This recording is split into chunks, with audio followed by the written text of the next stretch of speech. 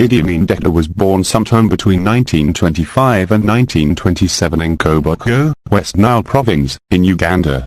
His father was a Kakwa, a tribe that exists in Uganda, Zaire, now Congo, and Sudan. As a boy, Amin spent much time tending goats and working in the fields. He embraced Islam and obtained a 4th-grade education. He was brought up by his mother, who abandoned his father to move to Lagazi, Uganda. By the mid-1970s, the Ugandan dictator grew increasingly erratic, repressive, and corrupt. He routinely changed his personnel, altered travel schedules and modes of transportation, and slept in different places whenever he could. As Amin grew, he matched the qualifications for military service desired by the British at that time. He was tall and strong. He spoke the Kiswahili language.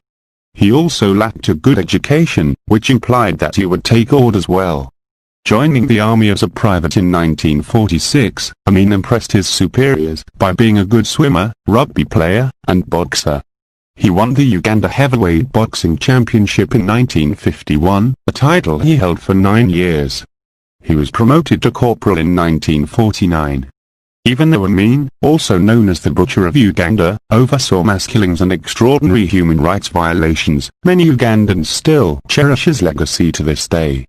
This speaks volumes of his success in fostering the image of a liberator, a man of the people, ridding their homeland of its imperialist past. By 1968, the relationship between Obote and Amin had gone sour.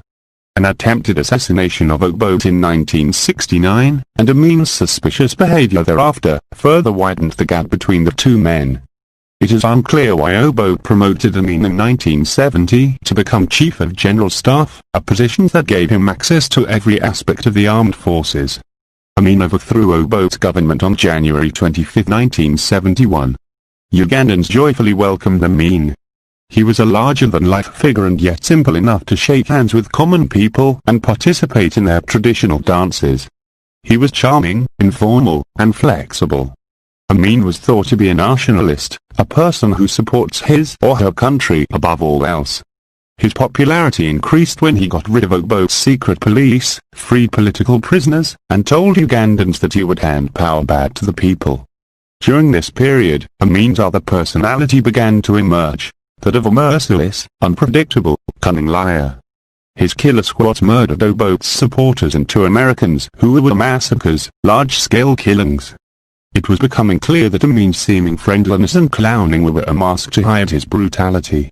In 1972 he savagely attacked the Israelis and the British, with whom he had been friendly. He did not like that these countries would not sell him weapons. Once Muammar al-Gaddafi, 1942, of Libya agreed to help, Amin immediately threw Israelis and 50,000 Asians out of Uganda. Uganda's economy was wrecked because Asian traders were suddenly forced to leave. The action also earned Amin a poor image. Meanwhile, to keep his troops loyal, Amin showered them with expensive electronics, whiskey, promotions, and fast cars. He also handed over businesses previously owned by Uganda's Asian population to his supporters. Between 1972 and 1979 Amin's policy was to stay in power at any cost. Though he seemed brave, Amin was a coward. He was, for example, terrified in 1978 when a story circulated that a talking tortoise had predicted Amin used violence and terror to eliminate his real and imaginary enemies. The human cost of Amin's rule was huge, not only in terms of the loss of thousands of Ugandans, but also because of its dehumanizing, making people feel less than human, effects. Human life had become less important than wealth. Thank you very much, ladies and gentlemen. Thank you very much, fellow officers. Thank you very much, friends, relatives, and distinguished guests. I'm so happy to see you all celebrating our country's liberation. Thank you very much. I'm a man of few words, but I must say this. Uganda is now a free country. Thank you very much.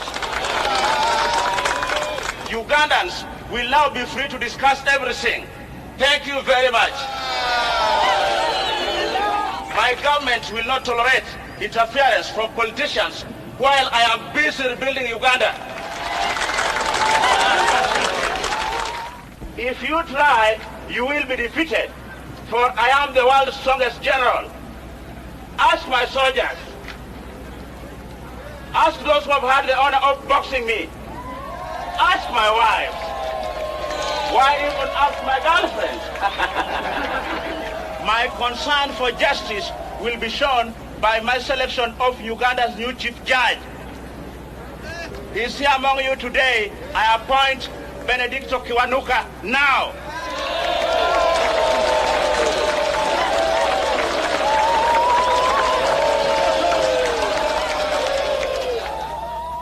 Ben is a good man and clever man. That's why Obote feared him. That's why Obote